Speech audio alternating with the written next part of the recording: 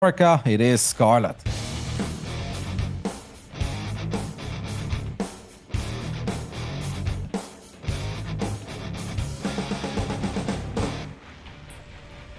Nothing too cheeky on either side, like no super early pro scout and no 12 pull from Scarlett. Is this the kind of Rotterdam scout, by the way, that Lambo was talking about? Mine is a little bit earlier than this, so 'cause this one is still somewhat standard, right? This is the gateway scout. I pylon scout because I like to go Nexus first. Why do you think that's so funny? You love it when pro players make fun of me, don't you? Dude, I love it. Like, the fact that it's Lambo, too, of all people, because he will get very firm. Like, even if you give him all the facts and reasoning behind why you do something, he'll still say why, like, why do you do it? Because it's bad. You know what I mean? Yeah. No, I mean, I don't argue with Lambo, but it's just, I know my limitations as a player. So I rather do what I'm good at than try to do what everybody else does. And I'm worse at it than everybody else. So, these scouts, they work for me because it makes my entire build flow well. And if I scout a bit earlier or later, if I scout later, I don't know how to deal with certain openings. And if I scout earlier, my build just doesn't flow in the same way. So I'm not saying Lambo is wrong, but, let me just do my own little thing then. You are so the guy, like the get off my lawn kind of old man soon to be, aren't you? Like a little bit, but I think it's fun, and I do always listen. I mean, you know me in the past, man. We used to live together, and you made fun of my 3-stalker opening against Terran. But many years later, I feel like it came into the meta. This whole shield battery in the main base, chrono boost out the first unit, run to the Terran natural. That's me of Wings of Liberty, man. But is this what you're going for here, though, Kev? Like, you're just waiting for your thing to become the meta, as opposed to you actually changing to the meta? Pretty much, perhaps, yeah. My mom has always told me I'm a very special boy, Ben, so I believe it. I know. She told me you were a special boy too, Kevin. Anyhow. All right. We've got a Twilight console on the side of Nina. Is there going to be a robotics facility as well? All right. I kind of like to see this, actually. I mean, this is not a map that screams resonating glaives to me. But Scarlett in the past has definitely struggled with this build. Australia even mentioned that in one of his winners interviews where he knew that Scarlett just hate going up against the depths. And I gotta say, this is the first time I see the Resonating Glaive opening on this map. Aha! Oh. Okay. And you still have not yet seen the Resonating Glaive opening on this map, but okay. Like, is this necessarily going to get scouted by Scarlett? Like, she does have an Overlord on that side of the map, but it is flying over. Probably will get the full scout off, right? Which is pretty big deal to find out what you're up against. We'll take a look at Scarlett, her vision. That Overlord is getting very close to where it needs to be. Spots the Robo, spots the Dark Shrine. So yes, Scarlett sees absolutely everything. Not the end of the world, though, for Nina. Not the end of the world at all. I mean, it's very nice for Scarlett to know exactly what she's up against, but it still requires the correct response because the DT opening, in fact, it's going to be the 3 gateway one here, which is a different one. Like, it arrives slightly faster, but doesn't have the potential of turning into the Archon. But then the map is so big that I feel like it arrives slightly later again than we normally see. Like, this is not Cyber Forest or Submarine. No, it's not. And I'm not entirely sure that this is super duper thought out for this map, because this is like playing on Submarine and then trying to do a super duper macro build on it, right? Like, it's just not playing to the map's advantages at all. I mean, we are going to wipe in Dark Templars in the acceleration zone, but I don't know if that really... Oh, look how fast they are! Nina just knows things that we don't know, but I love NA StarCraft. Me too. It's the spice of life. It really is. How many spores are available, actually? 3, so 1 in each base. It's a lot of links coming out into the field. I wonder how Nina's going to follow this up. Well, I think Nina is pretty committed. For a split second, I actually thought that Nina was going to wipe in 3 more Dark Templars in the main, but that's not happening. So instead, Nina is just going to use this little Dark Templar squad to push the creep all the way back, and that's actually kind of cool. What I think is less cool is that we're now 5 minutes into the game, and I don't see a 3rd Nexus yet. And I do think it's really important for Nina to get that up and going. Yeah, and I mean, like, this 3rd Nexus is a little bit late. It could have been getting up there quite a bit sooner, I'd imagine, like with how things went on, but Immortal production did start very early on. Maybe it's going to be one of those kind of like fakey thirds where I don't know, Kevin. I have no idea what's going on again. Yeah, I think the probe count is a bit too high for that. I mean, I gotta say, Nina is doing a great job in killing off creep tumors and forcing out a lot of units. Scarlett is definitely a bit paranoid about this and is respecting it a lot. Maybe worried about a second prism being produced, and that's only showing up somewhere on the right side. And all of a sudden, you have like 8 zealots with +1 that show up out of nowhere. But we know that's not the case. It's just a pretty standard blink follow-up. And it is going to be a macro game from here on out. How do you feel about the blink over like charge or something like that? Yeah, I feel like it's stylistic preference, and I guess Nina just loves working with those kinds of armies. There are quite a few Protosses in the European scene that really like it as well. I gotta say, that's a lot of Zerglings. I wouldn't mind seeing a defensive Dark Templar being warped in. There's a lot of surface area on this Nexus as well, but Sentry should be able to save the day. Yeah, I like Nina's army came in pretty good time there, and it is quite a stocky little army here, consisting of Immortals. She's now getting +1. Oh, and you wanted it, Kevin, and you're going to get it. It's going to be Mutalist play, and I think on this map of all maps, given that the Protoss base is so far away, this is definitely a nice one for it. Yeah, I think it's a good meta map as well, especially if you know that there is no Stargate on the side of the Protoss. Obviously, Nina opened up with the Dark Templar build, so there is no Stargate.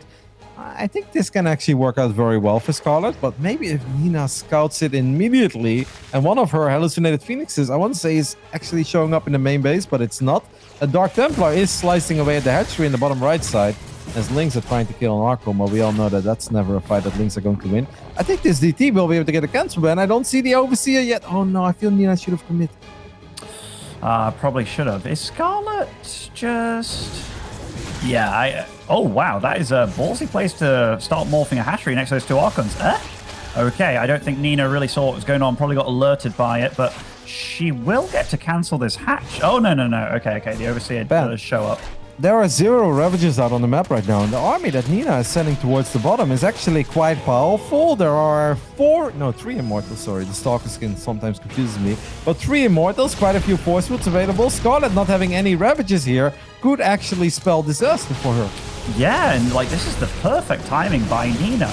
Like the Mutas, they won't really do much in this fight. Although if they go for the Warp Prism, that'd be a big deal. And the Roaches, they get on top of these juicy Archons here. The Archons all do fall, and the Warp Prism falls too, so no more reinforcements for Nina. Yeah, Scarlett does need to take care of the Immortals, because they are getting some big shots off on the Roaches, but in the end, these Immortals are left a little too exposed, and Scarlett will completely clean this up. This was all right before +1 as well. I don't think Nina expected Scarlett to be that aggressive and that adventurous and just dive on top of the army, because it was kind of an anti-timing right before +1, and obviously with the Prism falling, I feel like you lose so much micro potential, and the push kind of died before it even really started.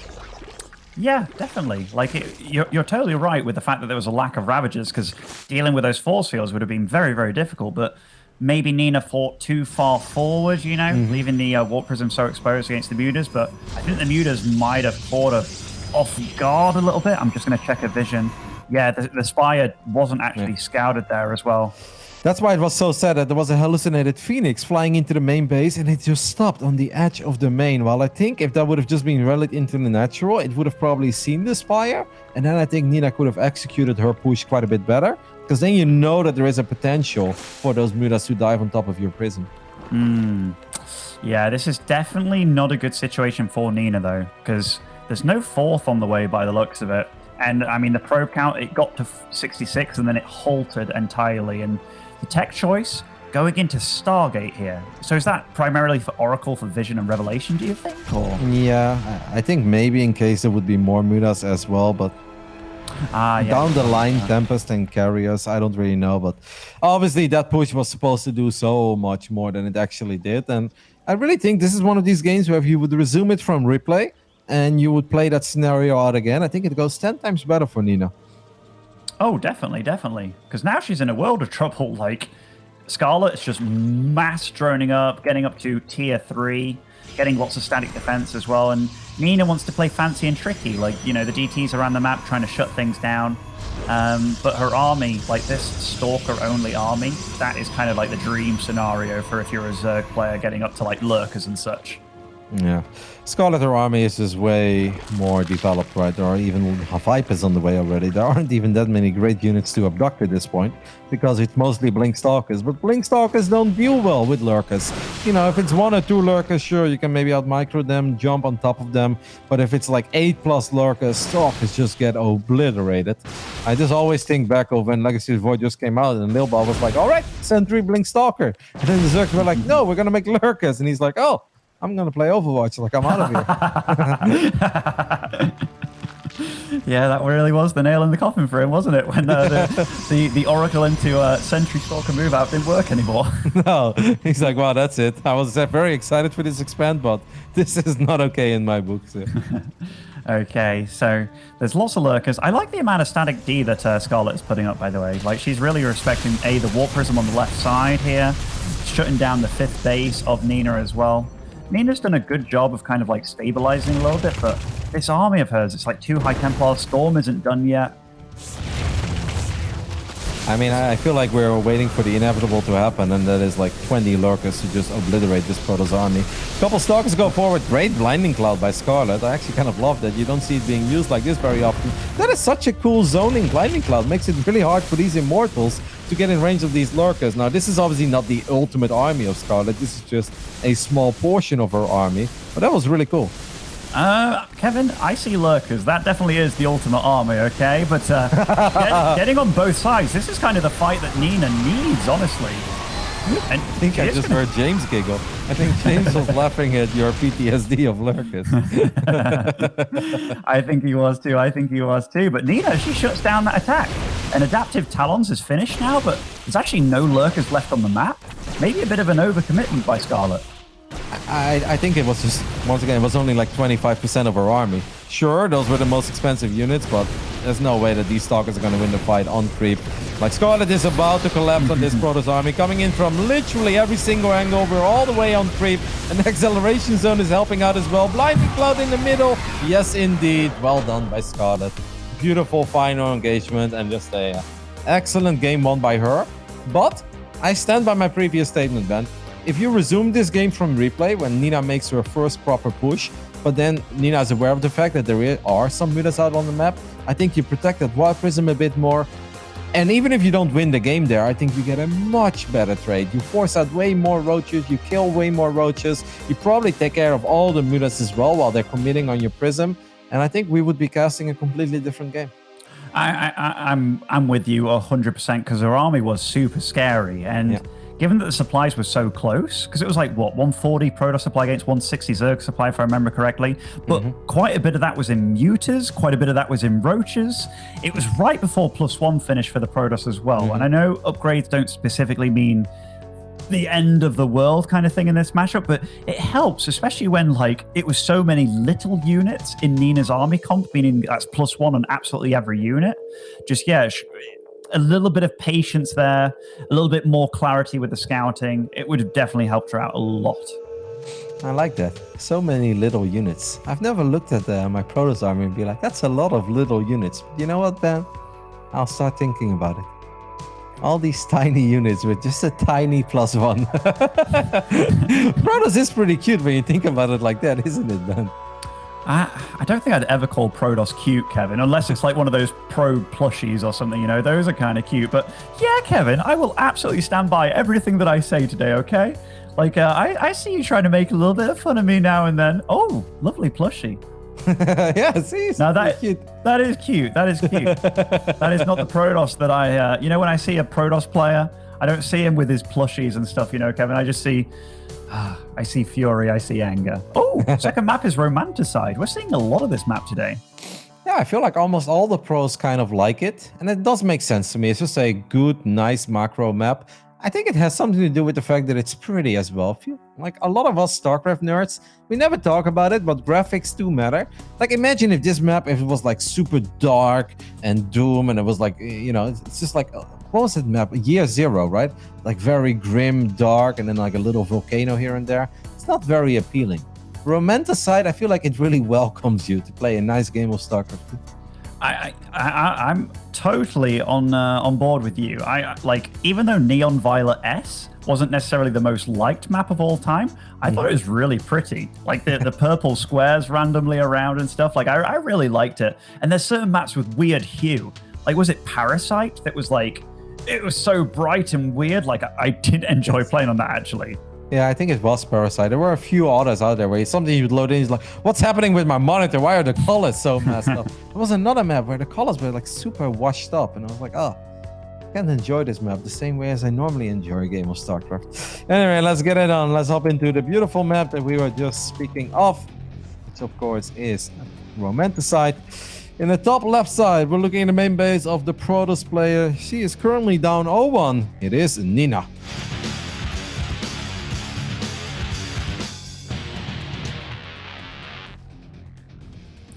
And as the blue Zerg in the bottom right-hand side, the reigning champ of North America, it is Scarlett.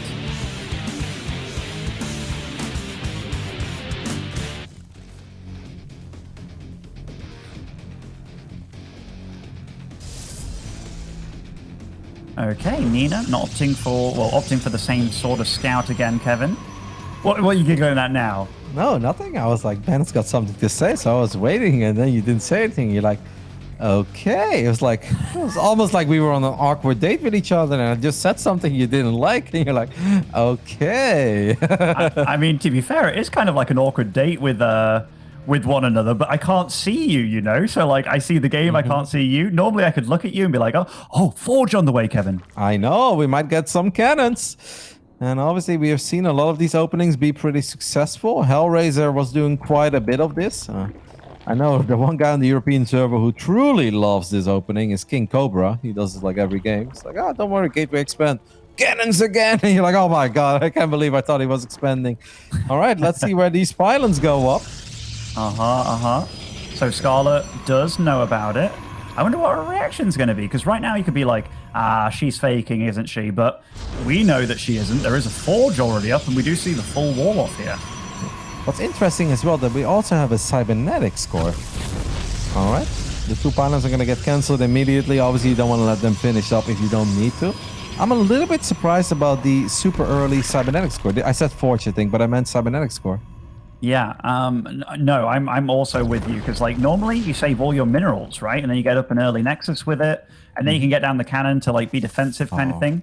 But this is really annoying for Scarlett so far. I love this by Scarlett. Scarlett's actually double expanding, but Scarlett has also taken the base at the Rich Vespian Geyser. Now this is really cool, because I don't think Nina's going to scout this anytime soon.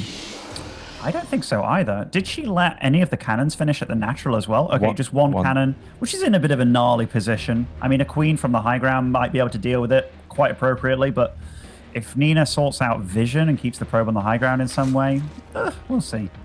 Scarlett has already scouted the Stargate as well. I gotta say, I wouldn't be happy with this opening if I was Nina. Like, getting a cancel on the natural is cool and all, but at this point, your Nexus is so incredibly late. There is an Adept walking towards the bottom side. Will Nina actually walk up this ramp to see if Scarlett has taken this base as well? The answer is no, so we were correct. Nina has absolutely no idea about this base. Perhaps the drones are going to reveal it, or the fact that these minerals have been mined out, but these oracles, man, they're gonna have to do a lot of work. They certainly will. This queen as well is going to start working on the pylon/cannon out there. The Adept turns up, though, will make this a lot more tricky to deal with, because it will provide vision without getting hit by just shading up the ramp, or standing there. You know, I actually think that Scarlett could play the style that Raynor was playing early today on Lightshade, and we were like, I'm not really feeling it on Lightshade. I actually think this would be a perfect moment to make basically nothing but Zerglings and Queens, because you know that Nina is not going to have that much to work with. The Adept does shade into the high ground, but it gets picked off immediately. Now this cannon is going to go down. That Oracle is thinking... I'm actually surprised there's no Spore Crawler here. I mean, 2 Queens should be enough, but a bit surprising to not see a single Spore. But all these drones, okay, 2 do fall. Yeah, like the fact that she scouted the Stargate here, maybe she thought, well, where are my queens really going to defend? I've only got drones really in my main, so kind of got swooped out of position there to deal with the cannon. Dealing with all these lings, I think this first Oracle is quite successful, honestly. It's definitely not bad, but I feel that Nina needs more. Even though Nina is still 4 workers ahead, I feel like that's about to change real quick, as now the Spore Crawlers are going to finish up, so Scarlett is going to feel safe. and Scarlett will be able to pump out nothing but drones for quite some time. And I'd also really love to see Scarlett take the gas at the Rich Vespian geyser. It really wouldn't make any sense to take any other extractor than that one. No, I mean, when you have it available, and so available like this. Okay, so Nina does for sure know about this base. It was really cute by Scarlett, by the way, to mine out that mineral wall as early as she did, because seeing the Stargate, it's like, okay, what do I have to worry about? Well, the transfer and getting the units in between. It could have been hard to mine that out with the Oracle on the field. Ooh, these Oracles, still no Spore in the main. Yeah, that's a bit stubborn by Scarlett. So Scarlett actually losing a lot of drones at this point, and Nina is actually going for a pretty devastating follow-up with Resonating Glaives, and a lot of gateways have already been wiped in main base. You know, Ben, I wasn't feeling this game at all at first, but these Oracles, I think, have done enough right now. They've got 9 drones up to this point, obviously forcing out triple Spore Crawler as well. These adepts are going to be very complicated to deal with.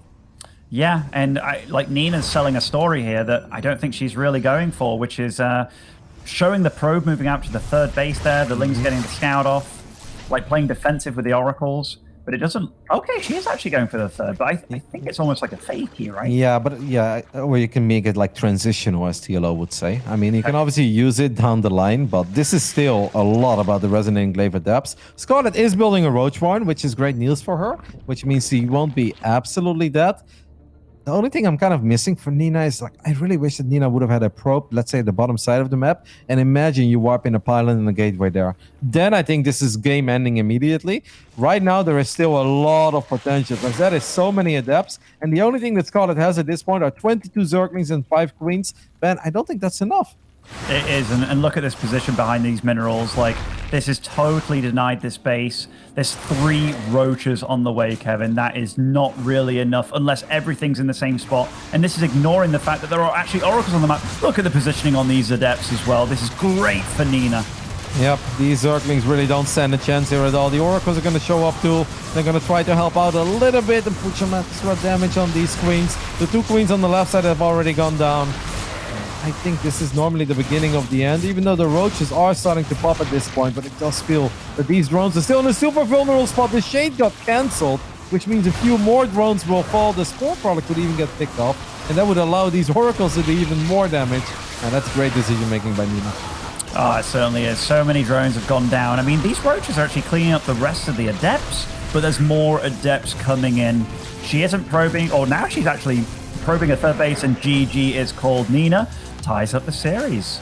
Yeah, very weird start. Obviously, the Gateway Cannon is something we've seen before, but you don't very often see this, the Cybernetic score, and almost even the Stargate before the Nexus, but it truly worked out for Nina. Great job with the Oracles, which means we're all tied up. Quick commercial break, and after that, we'll be back with Game 3 between Nina and Scarlett.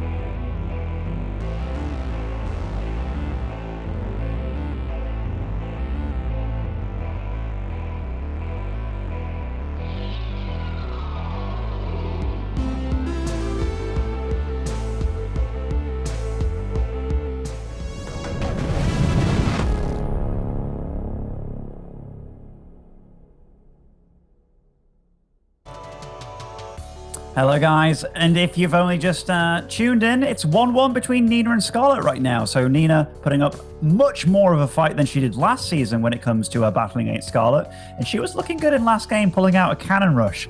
Feels like we've seen more cannon rushes than ever in this DreamHack season, honestly. Yeah, perhaps on the ladder as well, Ben. I've seen my fair share of cannons. Have you been cannon rush as a Terran? Because I know that MaxPax is introducing the PVT cannon rush as well. Oh, I mean, yeah, I've been cannon rushed more times than I like to admit, honestly. Like, I'll run into, like, you know, you see these names on the ladder, like the Must Zero, Printf, and like Turkey Dano, and you know what's coming. But I'm always like, man, I don't really want to hard counter it, right? So I always play as if like it's Showtime cannon rushing me. So I'll play like a macro opening. It makes it 20 billion times harder. Anyhow, spawning over in the top left-hand side of Death Aura, it is Scarlett.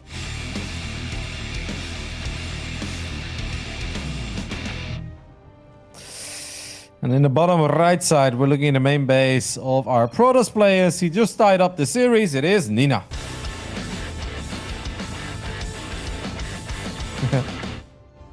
Those Warcraft 3 overlays are actually pretty cool. I like them. Like, I used them at first, and then I think I was in my tryhard mode. I was like, no, I'm going to always keep it as simple as possible. And then yesterday, somebody asked me to play a Terran game, and apparently I've got the Night Elf overlay selected for Terran. And I was like, this is kind of nice. All of a sudden, I see trees and leaves, you know, how lovely. I actually thought the same. I was like, they are quite pretty. The only thing that I was missing, I was like, oh, it doesn't show my APM, so I can't, like, you know, really enjoy my own APM spam and stuff like that. So I was like, oh, I can't play with it, man. I can't. I thought that the text gets a bit weird, you know, when you type and stuff. That actually threw me off a bit more. I feel like that was a bit unnecessary. I want the console changed, but I don't want everything to be changed.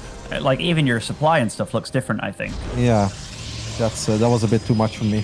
Now, speaking of different, Ben, I mean, I like how we're chatting about console. There is a hatchery going up in the natural of Nina. This is something that's becoming more and more popular as well.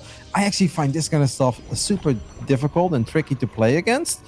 And I'm actually surprised that Nina is okay with letting this hatchery just go up. I guess double Zealot is going to be her defense. Do you think Scarlett's going to let this hatchery finish up or not? I don't think she will. And upon seeing no probes pulled, you got to be thinking, if you're a Scarlet, like, okay, what's the response here? Okay, Nina's going to proxy a one-base Stargate, I think. You think? I think so too. Well, Ben, you make it seem like that was a very silly thing to say, but you don't see this very often. One-base Stargate against Zerg? No, you don't. But do you go Void Race with this? Do you go Phoenix? Oracle? Definitely not Phoenix. Phoenix would be the worst thing ever, Joran. If that's coming from me, that means a lot. It must be Oracle. It could maybe be something very wild, like Oracle into Void Race. But Scarlett gets a good scout into the main base right now, so Scarlett should immediately realize something is up, because no Protoss has ever comfortably taken their natural 3 minutes into the game while being on double gas. It's just something you don't do, so Scarlett should be aware of the fact that something is being proxied. I'm feeling like it's going to be Oracle, you know? Like, yeah. I'm looking at this and I'm like, okay, what could do the most amount of damage? And I don't see anything other than Oracle, yeah, and it is going to be that. So Nina definitely opting for something a little bit crazy here, a little bit quirky. But the only anti-air right now is these two queens, and if they are out of position in any way, shape, or form, that's going to be a lot of dead drones. And they might be, because the two Zealots are going to put quite some damage on the hatchery. So Scarlett is going to feel that she needs to use one of her queens to deal with this and the Zerglings. That should allow that first Oracle to do quite a bit of damage in the main base. I gotta say, I am truly shocked by the fact that Scarlett didn't use her Zerglings to scout around. One queen actually falls. I think that's great news for Nina. There's still obviously one queen left in the main base, but... Okay, Nina needs to kill a lot of drones. I think you need to kill at least 4 drones here to be okay with this start. I think she'll get that, although a little bit of missed micro on the initial Oracle there, but nice focus fire here. Oh, trying to get as many drones. 5 drones, though. That's definitely not bad. And getting into the natural. Okay, this has definitely been good. I think it's great. 8, wow. Yeah, I think that's even more than you could dream of. I mean, then all of a sudden you don't really mind that your Nexus was quite a bit later. Second Oracle is about to show up in the main base already as well. There's only a single queen in position. Nina should be able to get 4 or 5 additional drone kills here. It's going to be 4 at first. We're going to get the 5th kill as well. What an absolutely amazing... I love this response by Nina. This is so well done. It's super well done. And yeah, we have to give Nina a lot of praise for getting the amount of damage done. The third Oracle, though, can you get third time lucky kind of thing?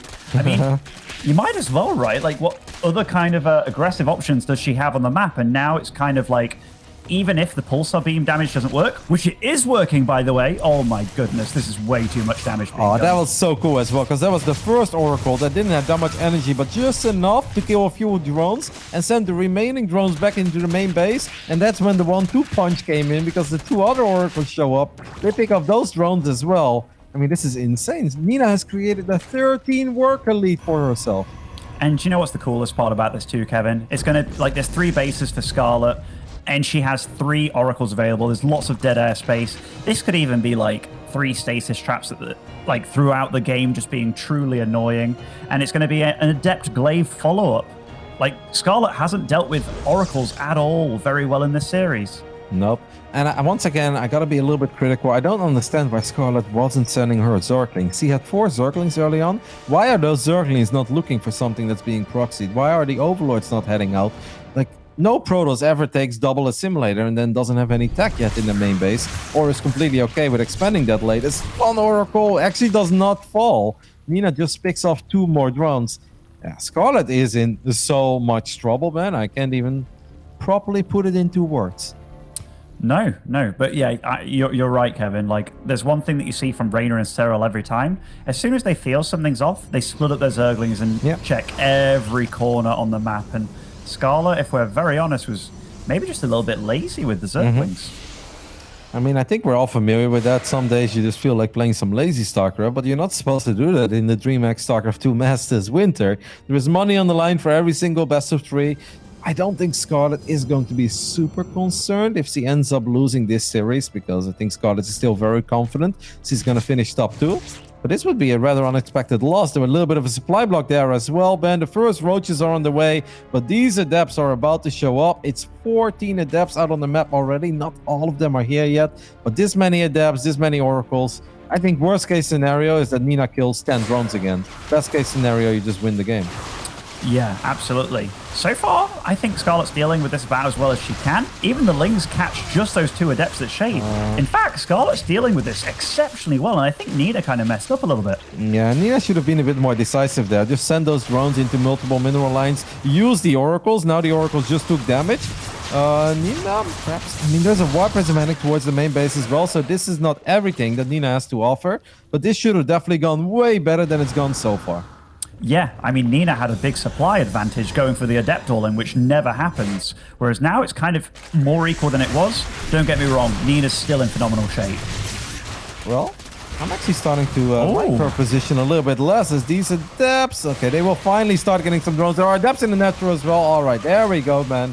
It took a little while, but this is obviously what Nina was looking for. 13 drones go down once again. This is an 8-minute game, and Scarlett has lost 42 drones at this point. Yeah, I mean, you can't be allowing this to happen if you're a Zerg player, you know, like... Oh, nice Evo Chamber block against those Adepts, but 29 drones versus 49 here. Yeah, you're totally right. Like, losing 45 drones in this length of a game, that is absurd. Yep. And it's not done yet. These Adepts, I would actually cancel that Shade. Instead, the Shade is going to finish up. But I think if you cancel that Shade, you pick off 3-4 additional drones. And I mean, Scarlett is still on hatchery tech, man. There are Immortals on the way. There is Blink on the way. We still have 2 Oracles out on the map from the early game. They've gathered up quite a bit of energy at this point. So it's not that Scarlett can counterattack. You cannot counterattack if you have no anti-air. No, Scarlett's getting bullied. Like, there's no other way to put it. And it all kind of stems off the fact that she didn't scout what she was up against early on. And, you know, moving out those queens against the Zealots, or the Zealots and the Adept. Nice bait by Nina all the way through. It's been a very good battle plan against Scarlett, and Scarlett's fell for it every step of the way. Now, it is important that Nina keeps up the pressure, in my opinion. I don't think you need to end the game immediately, but just be out on the map, maybe force out a few more units, push back the creep a little bit. Perhaps Nina wants to wait until she has a War Prism. She actually has a War Prism still, because that was the prism that was used to warping the Adepts in the main base, and that prism didn't die. Yeah, I'd like to see Nina start moving out already. There's no need for this game to go on much longer, and I actually think Nina should be able to force a big fight before Roach Speed is done, and if we don't have Roach Speed, how is the army of Scarlett ever going to deal with the army of Nina? Yeah, for sure. 2 more gateways being added on, so that's going up to 8 gateways, and Nina's doing exactly what you called for. She was just kind of waiting for the blink, which I don't even dislike. It makes Stalkers so much more difficult to kill and allows you to really punish the Zerg for being out of position even ever so slightly. Yep, we're going to use Revelation to pick off a couple of these Crypt Tumors as well. There is an Observer out on the map. That's actually just kind of chilling in the bottom side, but it's making its way over. It's going to be Roach Ravager against a pretty powerful Protoss army, but these Roaches don't have their speed upgrade yet, which obviously means that it's going to be very hard for Scarlett to get a great fight here. Some good force fields land immediately, and then Scarlett needs a miracle. Oh, she needs more than a miracle at this point. When you're equal / behind supply with Roach Ravager without speed, lovely force fields. Nina taking a surprise 2-1 victory over Scarlett here.